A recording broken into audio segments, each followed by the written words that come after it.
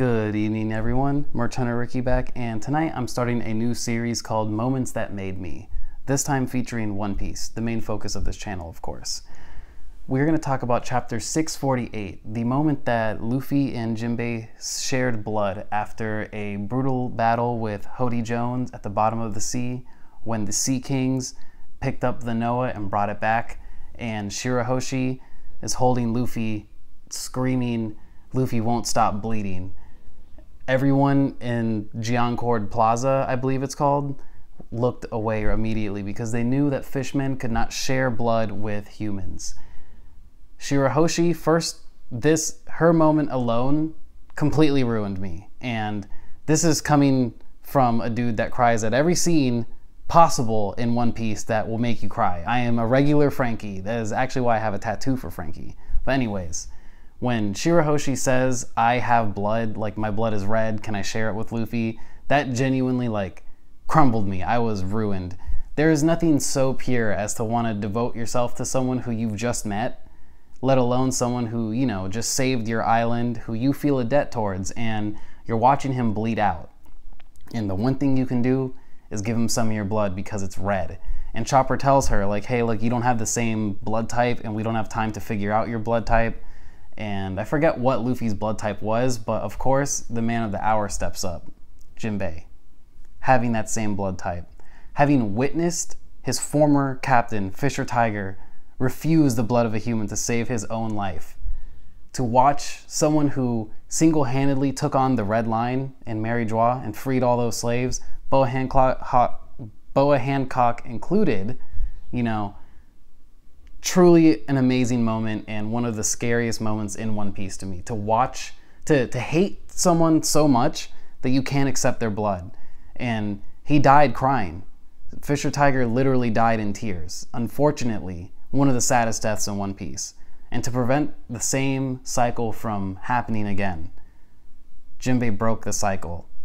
He laid down next to Luffy, and Chopper administered the necessary tools to give his blood to Luffy, and Luffy was fine.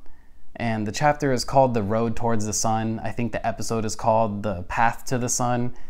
Chapter 648, episode 568.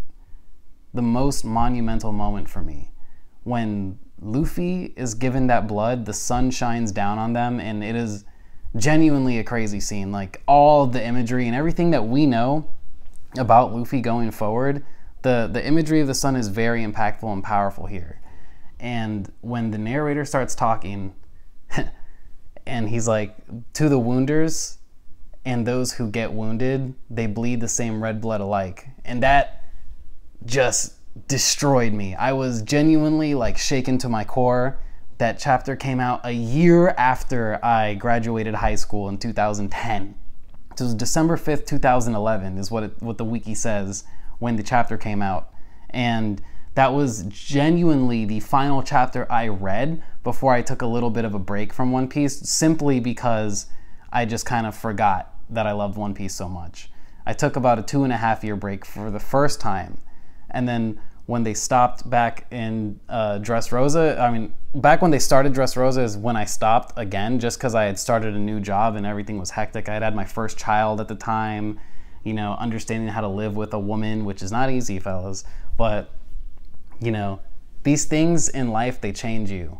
And One Piece changed me. Specifically that moment, Luffy and Jinbei sharing blood, blew me away, because, One Piece takes a very dark turn at some points in the series, notably the darkest turn at Sabaody Archipelago, when they first meet Kami right outside the bounds of that, and she gets captured by the slavers. And then they start explaining how the world has an overarching, development. It's briefly touched on in Amazon Lily, but, before that happens, we go to Sabaody and experience it firsthand, and it doesn't really hit you at that age. I think I had just turned 18, might have been 17 or 16 I think I was 18.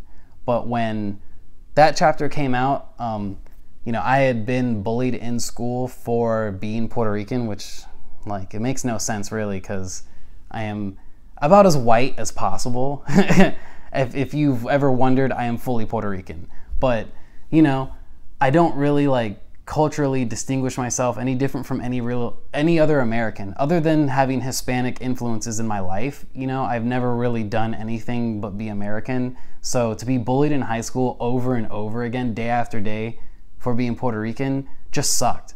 My main friends were just girls of different nationalities that weren't racist and that were nice to me. I had a small group of friends that I still maintain to this day, and one comeuppance I got was my main bully, this guy named Mark. Mark, if you ever see this, you know what you did. But one of the things he did to me was, I'm walking by his lunch table and he goes, "Hey, you're Puerto Rican, right?" And I go, "Yeah." And he says, "That sucks." And everybody starts laughing. And this would get me suspended from school because I took my lunch tray and smacked him in the face.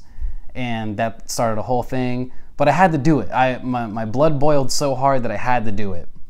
And then later on in life, I would see him again in my community college, and he was talking to this girl, absolutely rizzing her up, trying to get her number and stuff like that. And he's like, "Oh, hey, Ricky, you remember me?" And I'm like, "Aren't you the racist guy?" And you can like see the girl like clutching her purse and like scooting away from him.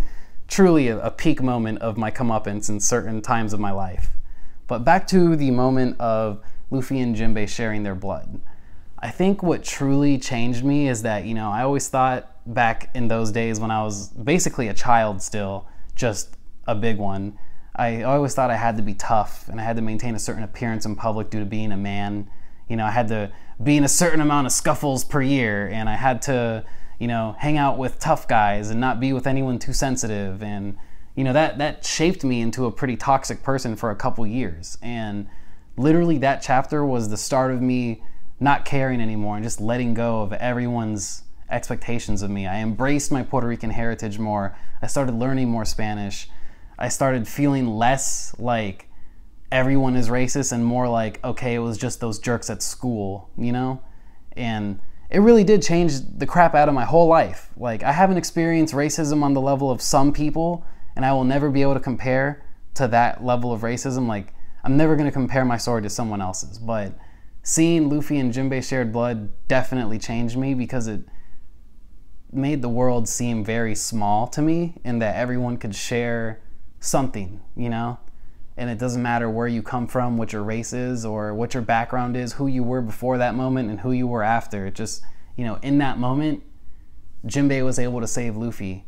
And like the picture that they show of Fisher Tiger and Otohime crying a single tear of blood each, and like Neptune huddled up in a corner crying, that imagery stings to this day, because nothing compares to someone hating you for no reason, you know? And that moment is so good. It is a moment that made me. And without going too further into it, because there's not much else to say, I'm going to end the video here. My name's Merch Hunter Ricky, and I want to thank you for watching. I really appreciate you guys. I hope you have a good one, and go out and read some One Piece, or watch it. Hey guys, it's After Recording Ricky yet again, and I just wanted to add a part that Fukaboshi saying, "Hey mom, this is the nothing from which we start anew." Also, the moment that truly made me love him, and also broke and made me. You know, the whole experience of Fishman Island is something kind of crazy and easily overlookable, especially if you've, you know, I'm not going to say it like this, but if you've had an easy lifestyle and nothing has really effed you up in life. But like the ending touch of that whole moment when Fukaboshi says that, just beautiful.